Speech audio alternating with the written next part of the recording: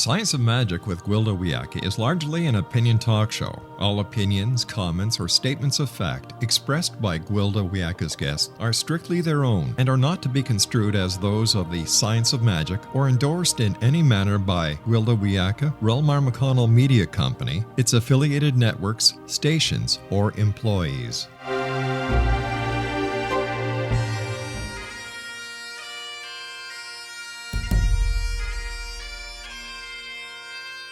Welcome to the Science of Magic with Gwilda Wiyaka, a program dedicated to uncovering the unified nature of reality and humanity's ever-evolving place as truly galactic beings. For more information on the Science of Magic with Gwilda Wiyaka, visit us online at www.thescienceofmagic.net.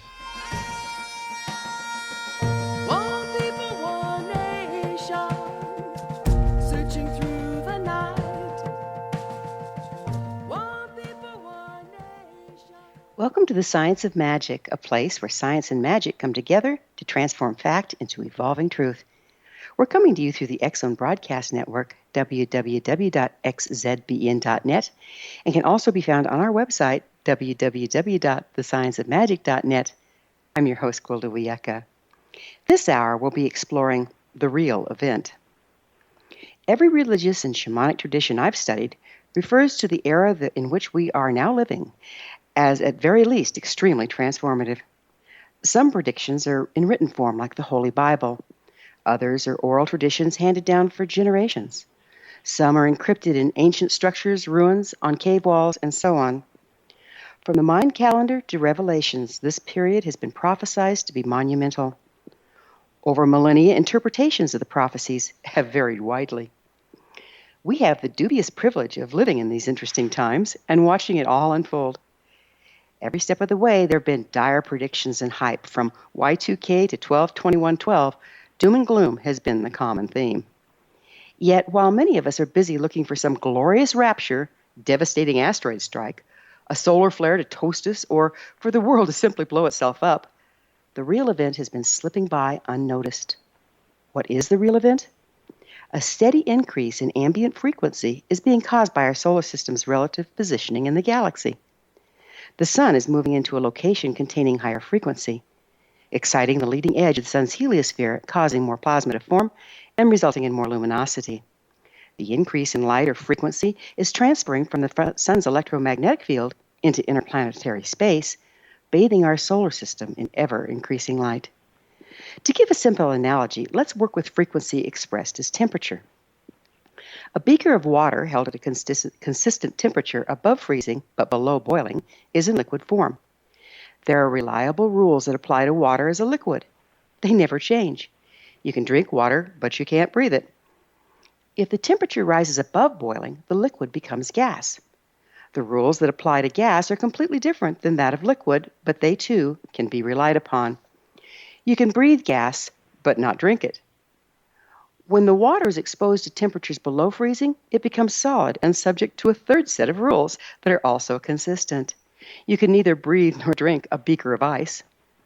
Our interaction with the different forms of water in totally variant ways affects us differently. Too much exposure to ice can drop our temperature to the point of death. Too much steam can burn us. Drinking water sustains us, while breathing it will kill us. While we've been watching for an alien invasion or for the world to end, we've been like a frog in a pan of water whose temperature has been slowly rising. Before the frog becomes aware of the danger, he's boiled to death without ever recognizing the need to simply jump from the pan. The increasing ambient frequency on the planet is changing all the rules. We need to change with it or risk becoming like the aforementioned hapless frog. This is a grand opportunity to evolve beyond our wildest dreams. It's also a recipe for disaster. The future of our race is totally dependent upon our responses, or lack thereof, to the rapidly changing rules as individuals and en masse. If we continue to apply the old rules and belief systems to the new frequency environment, we're doomed to failure. Nature has been course-correcting the increased frequency all along, and if we don't follow suit, we're soon out of the natural order. Eventually, things out of natural order become extinct. Consider the fate of the dinosaur. There was a time on the planet that supported their form. That time is no more. Unlike the dinosaur, humans have an amazing capacity to adapt and evolve. However, this evolution is not only a personal choice, it's a totally participatory activity. Our guest this hour, LAURIE WONDRA, shaman, psychic medium, and transformational energy healer. LAURIE is the author of Becoming a New Frequency, Beyond Healing, and the I Am Journal. A former information technology executive, LAURIE understands the balance between energy and science in metaphysics. After this commercial break, I'll introduce LAURIE, and together we'll explore the concept of healing and evolution through frequency mastery. So don't go away. You're listening to The Science of Magic. Prior innovative episodes can always be found on our website, www.thescienceofmagic.net.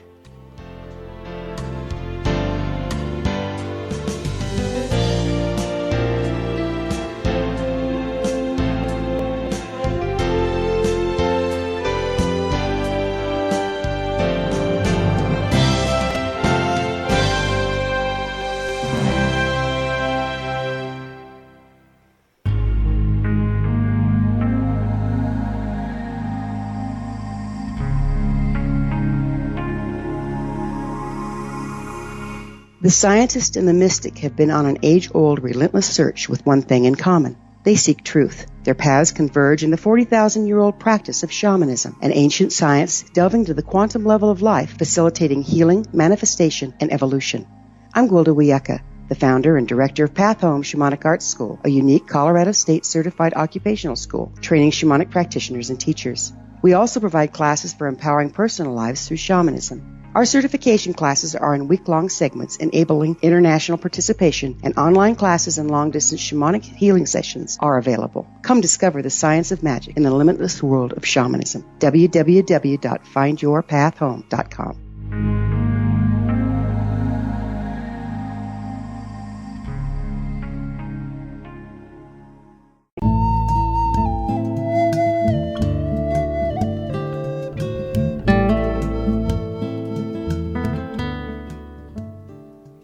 Welcome back. This is The Science of Magic, dedicated to unification and evolution of consciousness.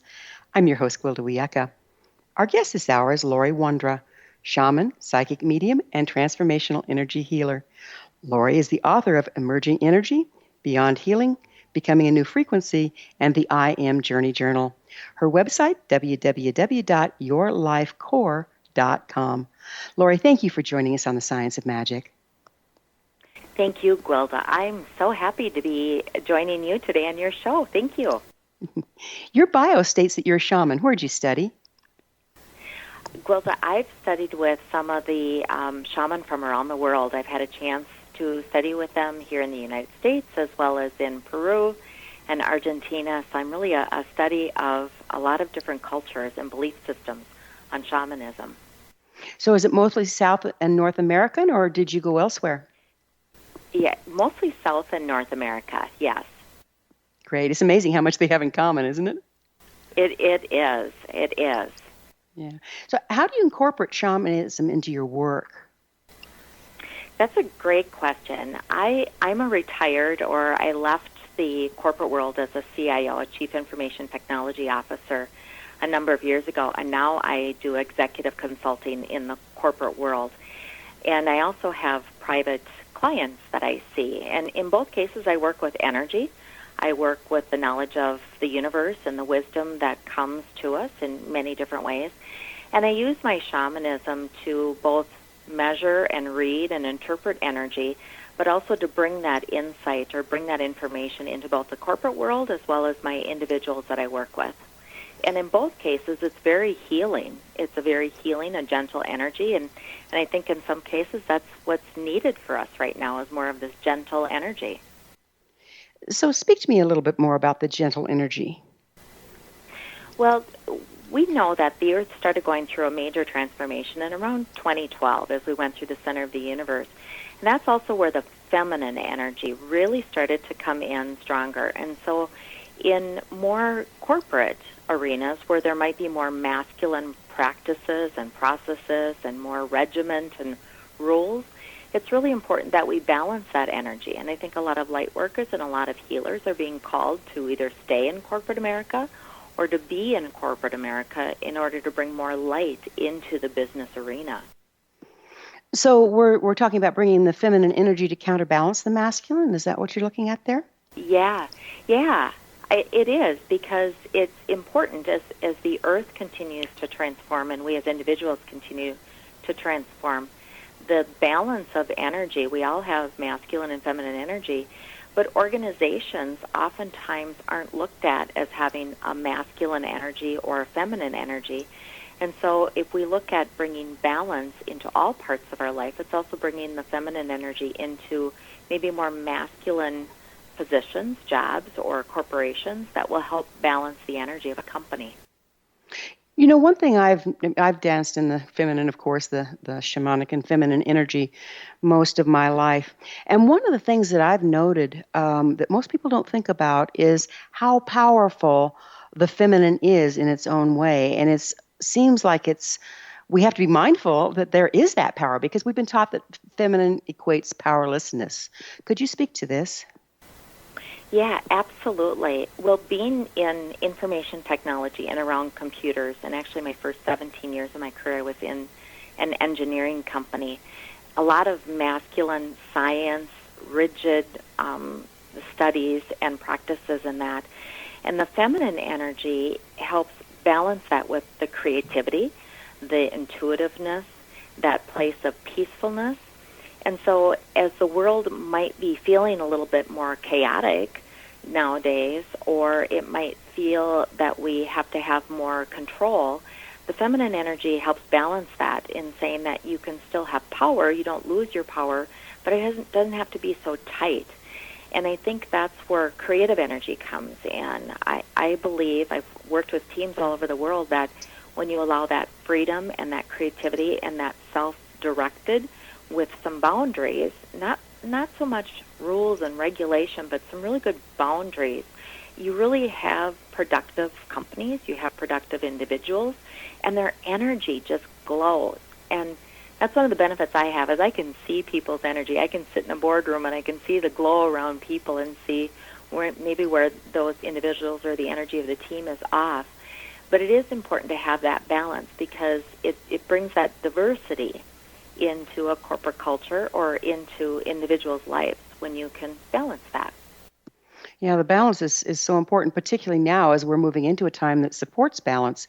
If we try to remain in the patriarchal standard, we become increasingly out of balance. Don't you agree? I do agree with that. That's a great point. And you can't be one or the other. That balance is really important. And I think as individuals, when we feel off, it's because something is out of balance. We either have too much masculine energy or too much feminine energy, and we start getting tired. Our energy, our source field starts feeling unplugged, and we start feeling the physical ramifications of that. Yeah, it takes its toll.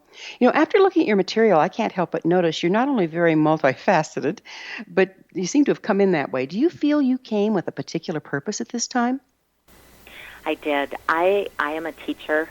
I'm a healer of healers, and thus, both in the corporate world as well as individuals that I work with or I coach, it's teaching people. It's one thing for me to work with them and heal them or heal their energy.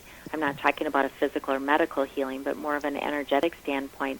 But it's more important for me to teach and to share the wisdom of the universe and provide people with their independence and understanding of their own spiritual growth. And so I am a speaker. I am an author. I speak quite frequently here in Minnesota as well as other places in the United States. And that is my purpose, is to share messages of the universe. And as a channeler, a lot of times, probably 90% of that time, the words are not mine. They come from beyond. That information is seeking a way into our lives here on Earth. And I'm Got it. one of many Got it. So, do you see frequency on the planet as changing? And if so, what do you attribute it to? Well, I attribute it to, back in 2012, the Earth physically moved through the center of the galaxy, the center of the universe. And it's at that point that so many of the Mayan calendar and other sources talked about moving out of the masculine and beginning into that feminine energy. And so we have that potential, or that movement of the universe and of our solar system. But there's more light coming onto the planet. And you've touched on that before in your episodes. And that light is creating this work that we need to work through our shadow energy, to work through our patterns and our behaviors that were maybe old, that no longer sustain us going forward. And I think that there is planetary influences, but I also think that there's internal soul influences, that it's just time for many of us to be on this path of evolution. I thought the center of the galaxy was a black hole.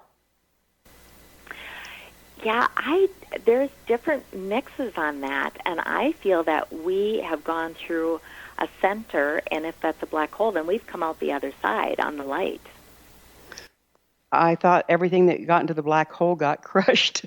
Of course, I have to say, I do feel like I've been through a meat grinder some days. How about you? Yeah, with recently the intensity of the energy. I don't share that same belief, Gwilda, that the center is a black hole. I believe that everything goes in a spiral. Some of the sacred geometry and the universe goes in a spiral pattern, and as we traverse through that center and we come out, the opposite, or the duality, or some of those things that no longer served us are coming as kind of up in front of us as to work through. Yeah, I couldn't agree more that the energy is affecting us in that way. But what scientific evidence do you have behind because the theory right now is the black hole theory. What scientific evidence do you have, or knowledge do you have that refutes that? Well, it's a belief, but it's also the channelings that I get from the elders of the universe. I channel a collective light being that share that information. But it's also some materials that NASA had also produced back around the 2012 time period as to where the galaxy was and where the solar system was moving at that time. It's pretty amazing out there. I don't know how they even know what they do know about it. So how do you see this frequency, this shifting frequency affecting us right now? Well, it's creating some chaotic energy for people that are not aware or don't have the vocabulary or the understanding as to what we are experiencing right now, that it's part of our evolution and that it is with purpose. And so I think a lot of things that we're seeing is chaos in the world. Some believe that there is an increase of people trying to mask or hide the energy, so that might be why we are experiencing more addictions to chemicals and drug abuse and those types of things, as people are struggling through this time with their energy. And I think if there are more, that's one of my purposes, is to teach, so to help people understand what they are feeling, what they're experiencing, what's normal. And I don't like that word normal, because we're all normal in one way or another, but giving them terms that they can put to their lives as to what they're experiencing, so that they don't feel so alone, or they don't feel so foreign in their own bodies or in their own skin. So you're saying that what we're seeing when you talk about masking the energies, you're not talking about hiding them from each other so much as masking their effect on us. Is that correct? Yeah, that is correct.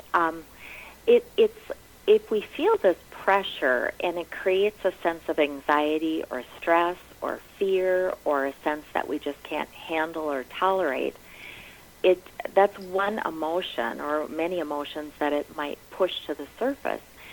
And to deal with some of those foreign emotions or those foreign feelings or those uncomfortable feelings, people might be turning to behaviors to soften that or to mask it or not go through an evolution process.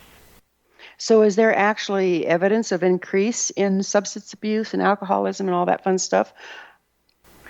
There is, from a pharmaceutical, from a medical community, and there's been some recent introductions, is my understanding. I'm not on Capitol Hill, but it's my understanding that there's been some recent introductions to how the professions are prescribing opiates and looking at some potential tighter restrictions around that, because there is an increase in that.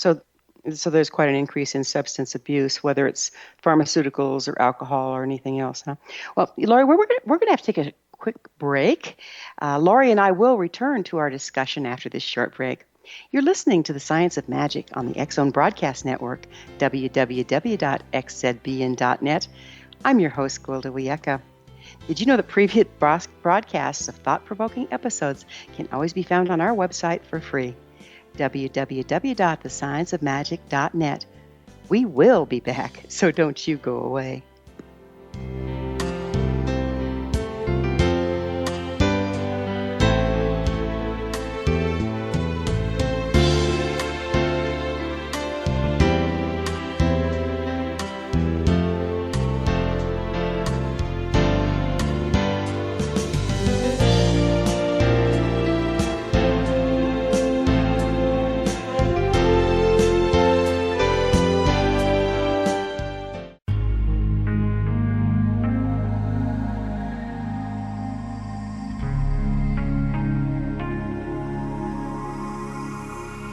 The scientist and the mystic have been on an age-old, relentless search with one thing in common. They seek truth. Their paths converge in the 40,000-year-old practice of shamanism, an ancient science delving to the quantum level of life, facilitating healing, manifestation, and evolution. I'm Gwilda Wiyaka, the founder and director of Path Home Shamanic Arts School, a unique Colorado State certified occupational school training shamanic practitioners and teachers. We also provide classes for empowering personal lives through shamanism. Our certification classes are in week-long segments enabling international participation, and online classes and long-distance shamanic healing sessions are available. Come discover the science of magic in the limitless world of shamanism. www.findyourpathhome.com.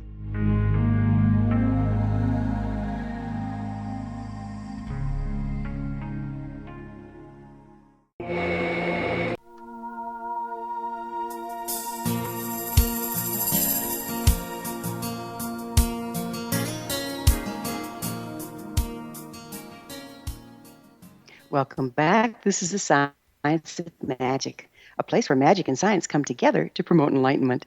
I'm your host, Gwilda Wiyaka. Our guest this hour is LAURIE WONDRA, shaman, psychic medium, transformational energy healer, and author. LAURIE, do you believe that, like Einstein alluded to, that frequency actually dictates reality? Oh, interesting question. I believe that frequency does shift how we experience our life. And I believe that when we are in our divine frequency, we are more in alignment of our journey path. What's a journey path? Well, this would be what's our purpose. You had asked me earlier what I believe my purpose is here on Earth, and I believe that my purpose is to be a teacher and an educator and a teacher of teachers and a healer of healers. So do you believe that we can tap into different realities by consciously shifting our personal frequency? I do, through meditation, through facilitation of moving up into higher frequencies. I do believe that there's different dimensions of energy and frequency that we can tap into. It's kind of like tuning a radio dial and picking up different wavelengths or different frequencies of the universe. So that's basically what the shamanic skill or ritual does, isn't it? Is helps a person tune into different levels of frequency to do the work there? To do the work there, yes, or to tap into other teachers. I think one of the things that I've experienced myself is many of my teachers are not of this earth. They are of other dimensions, or they are of other information. And certainly there are great teachers of this planet that I've learned from. But I think if we limit ourselves to just what we see or what's in front of us, that is a prohibitor. It's a limitation to really our evolution process. Got it. So, let's face it, there's the good, the bad, and the ugly out there as far as disembodied spirits go. How can you tell who you're talking to and that they're a reliable source of information?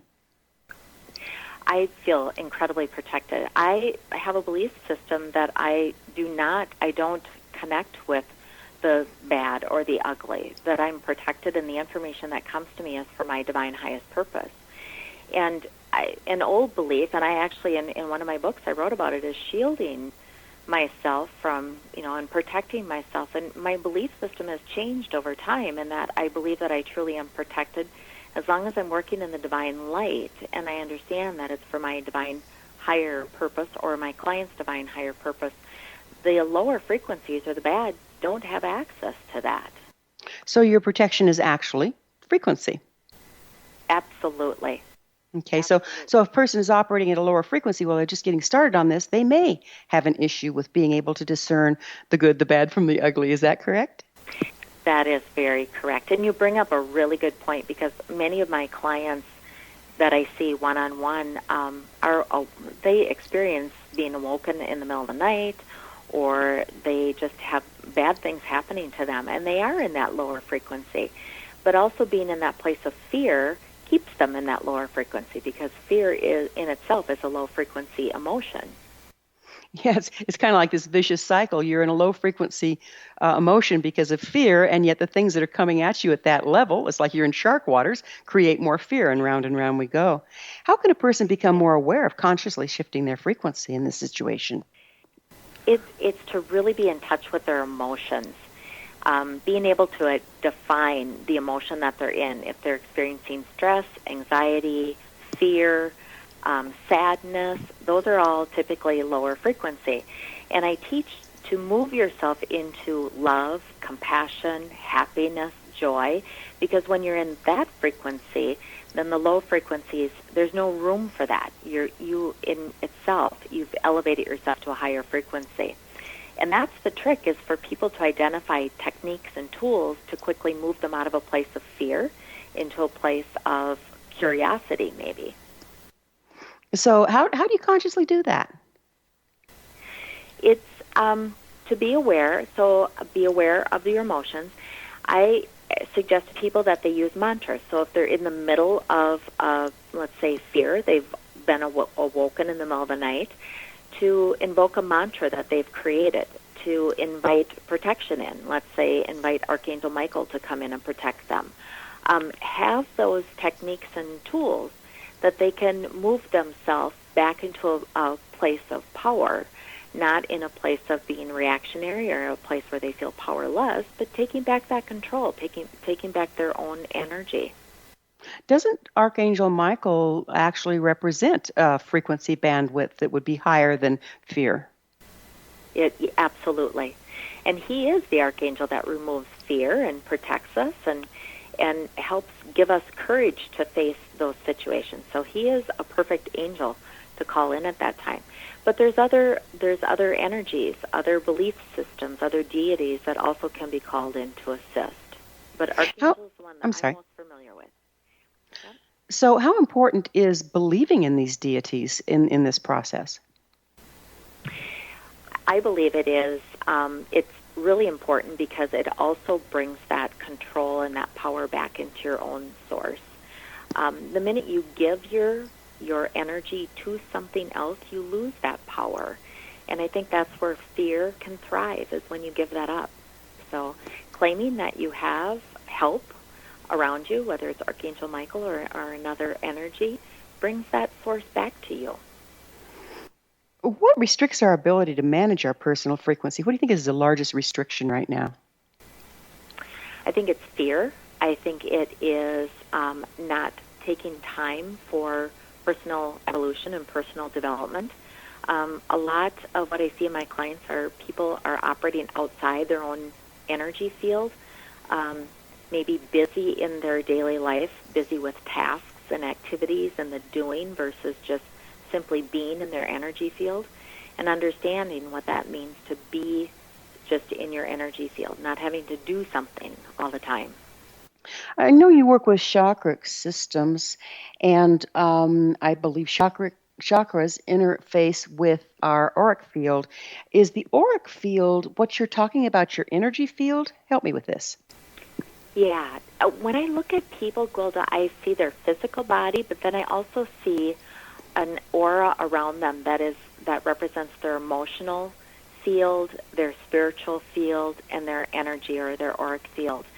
And those really are in alignment when your chakras are all in alignment. And sometimes when I look at people, they are out of focus, like those different dimensions are out of focus, or I might see perforations in those different energy fields. And that tells me, let's say I see perforation or a fuzziness around their emotional field. I know that that person doesn't necessarily understand their emotions, or they're in a position or a state in their emotions that they're not clear of their own power, or they're not clear of their own life journey or their life purpose. You know, that sounds kind of static in a way. When I observe these fields, they're constantly moving and shifting because we're constantly in process and moving from one state to the other. How do you factor that in?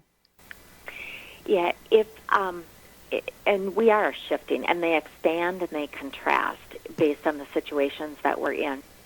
But the difference is if they totally disappear, or I can see holes in them versus a healthy, because there's a healthy energy field that contracts and expands and kind of moves in a synchronistic flow of the physical body.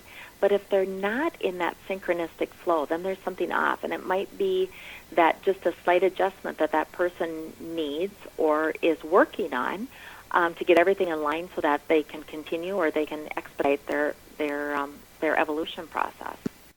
You know, I've heard it said that all illness originates in the auric field. Where do you stand on that? And can you explain it a little for us? I would agree with that. I would agree with that because by the time it hits, or by the time we feel it in our physical body, it's permeated. It's gone through those other energetic fields that I just spoke about. And if we have healthy energetic fields and it's sustaining us at those levels, then our physical being also feels better. Okay, so when we work shamanically, or when we work, frequency mastery-wise and all that fun stuff, it's been my experience that we're actually running off of our personal frequency and modulating it according to what's needed by the person at the time. If that is the case, then how do we keep ourselves tuned up or from dropping into the frequency that's damaging to the other person? Yeah, that's a great question. I get asked that question a lot, is how do I not take on that other person's energy? That's making sure that your own pipeline, and I just call it a pipeline, that you're connected to your own divine source of energy. And that might be, for me personally, I spend a lot of time out in nature, hiking or walking, just quiet, no headphones, no phone. I just connect with more pristine energy. Yoga, meditation, those practices that put you in a state of self-awareness of your I am energy, and then connecting with your divine light, or that divine.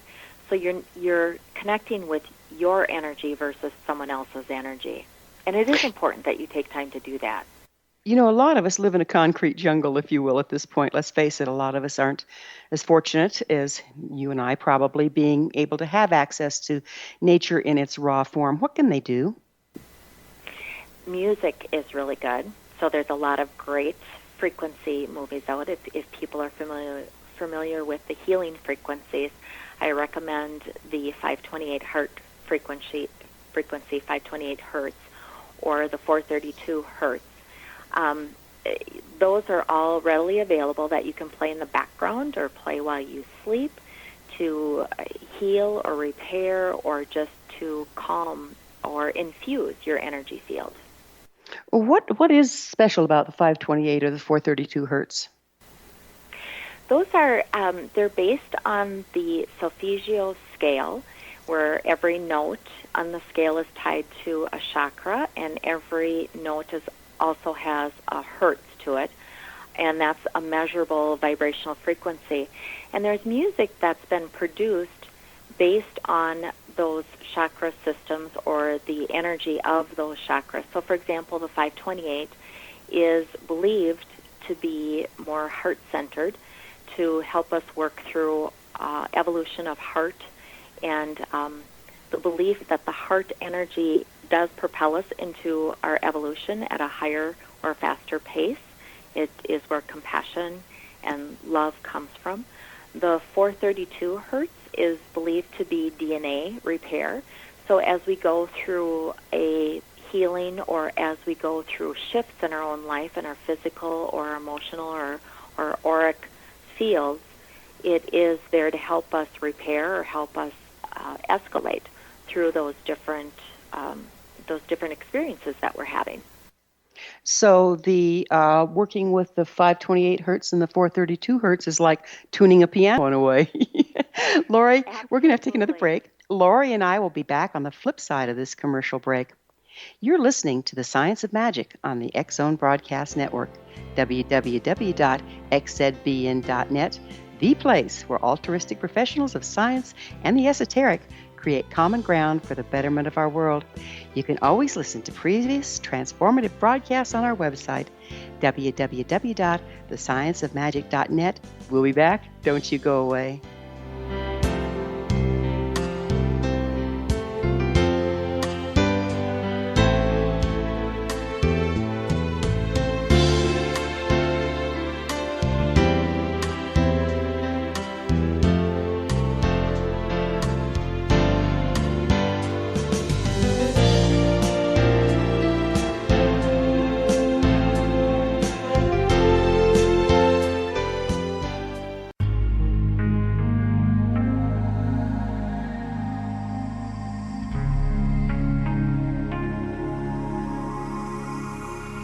The scientist and the mystic have been on an age-old, relentless search with one thing in common. They seek truth. Their paths converge in the 40,000-year-old practice of shamanism, an ancient science delving to the quantum level of life, facilitating healing, manifestation, and evolution. I'm Gwilda Wiyaka, the founder and director of Path Home Shamanic Arts School, a unique Colorado State certified occupational school, training shamanic practitioners and teachers. We also provide classes for empowering personal lives through shamanism. Our certification classes are in week-long segments enabling international participation, and online classes and long-distance shamanic healing sessions are available. Come discover the science of magic in the limitless world of shamanism. www.findyourpathhome.com.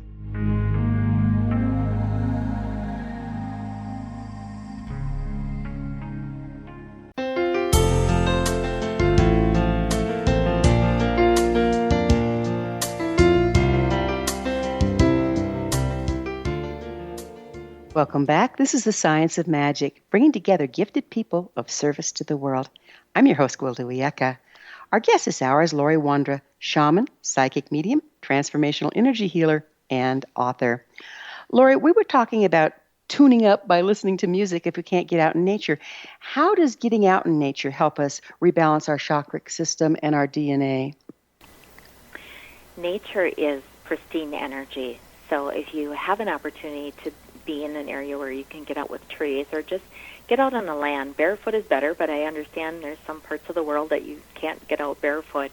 But it has a pristine energy, whether it's the trees or the greenery or the birds or other wildlife. It has and holds a higher frequency than our building, than our cement structures or our homes that we have. So do you think that has to do with the elements or the elementals like we work with in shamanism? Yes, I do.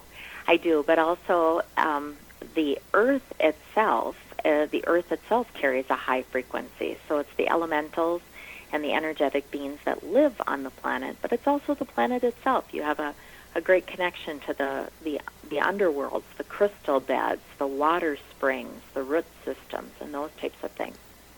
You know, like I said in the beginning, as we move into a higher frequency area, the sun's heliosphere is speeding up or heating up or bringing more luminosity in, and that's bathing interplanetary space. Well, that is going, their toroidal fields or their energetic fields, their electromagnetic fields, the sun and the earth interact. And so that increased frequency is literally being drawn into the center of the planet. Is this how we can, by going outside, by being in nature, start to evolve with the times? Absolutely. I have a belief system that the earth elevates first, and then the plant life on earth elevates, and then our animals elevate, and then we elevate. And so if we can interact with those kingdoms, those nature kingdoms, the plant and animal kingdoms, we then ourselves can tap into a higher frequency.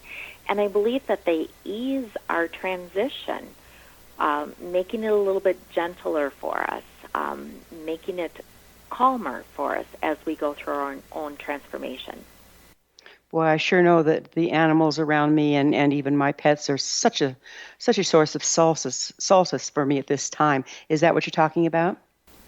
I am. And I'm noticing there's different animals that are coming forward. Here in the States, in Minnesota where I am, I'm noticing different variations of animals that just are presenting themselves more frequently to people.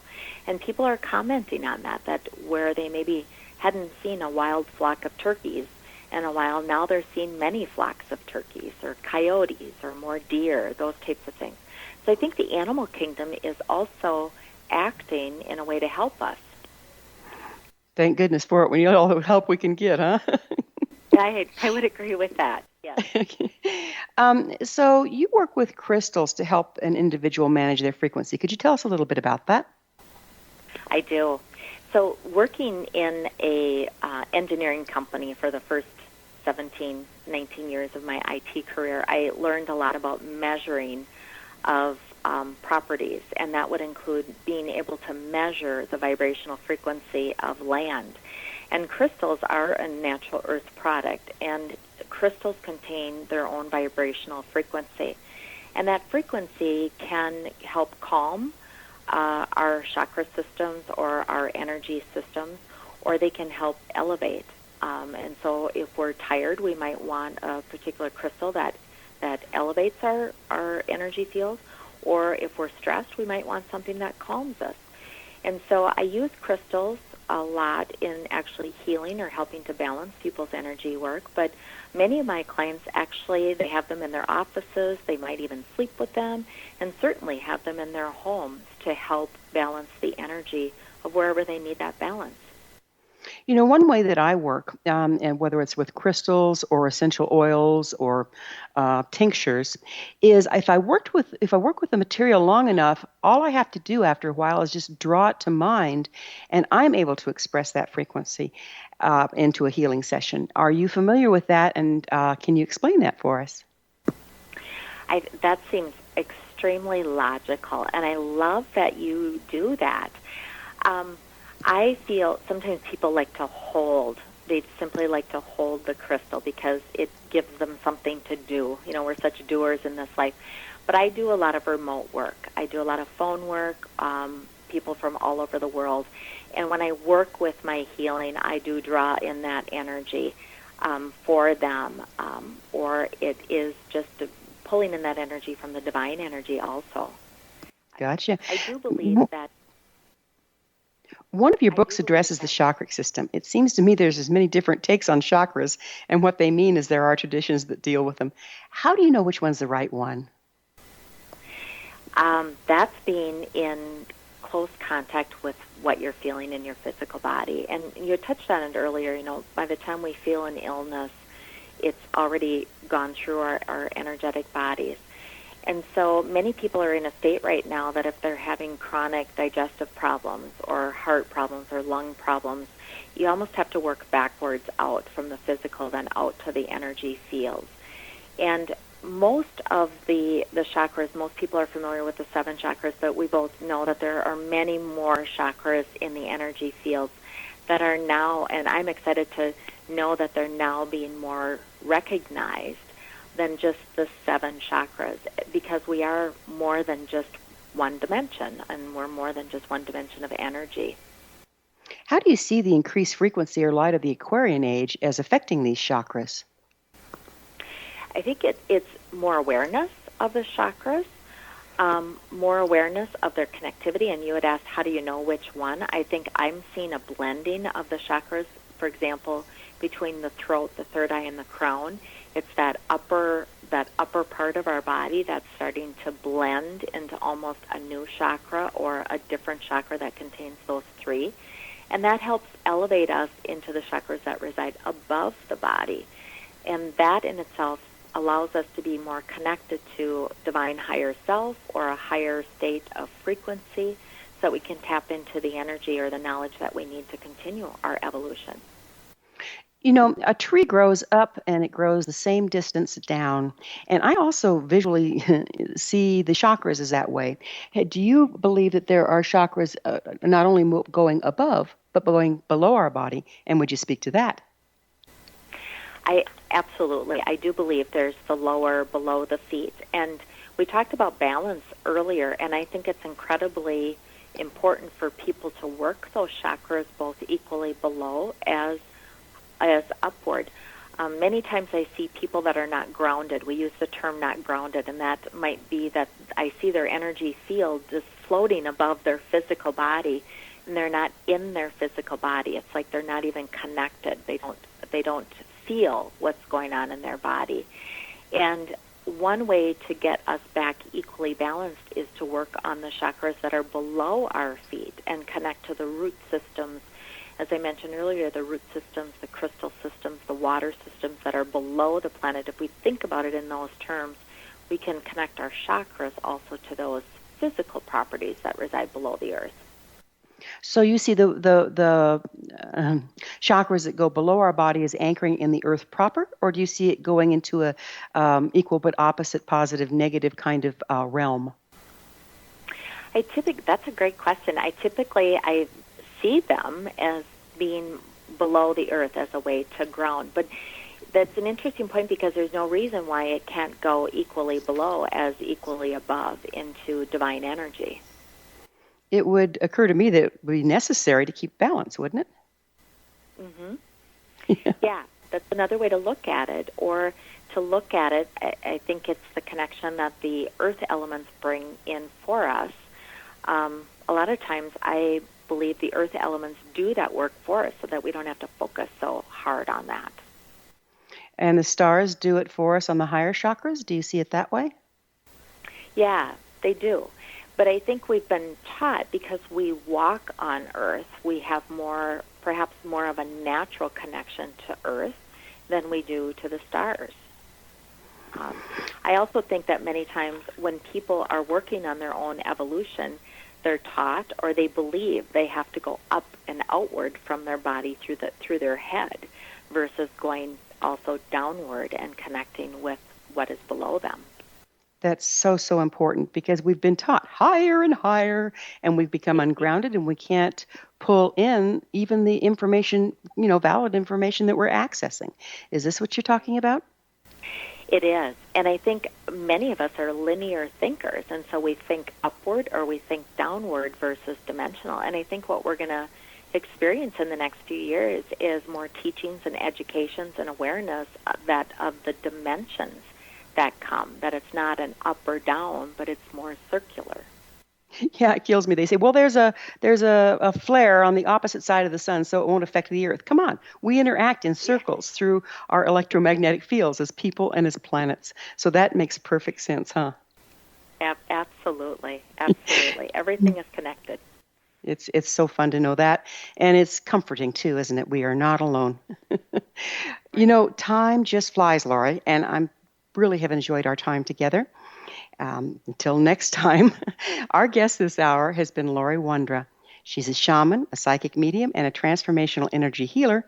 Her services and books can be found on her website, www.yourlifecore.com. This has been The Science of Magic. Remember, you can always listen to past thought-provoking episodes on our website, www.thescienceofmagic.net. Until next time, dear ones, may you be blessed with knowledge and comforted with love as you embrace the ever-changing natural order of life.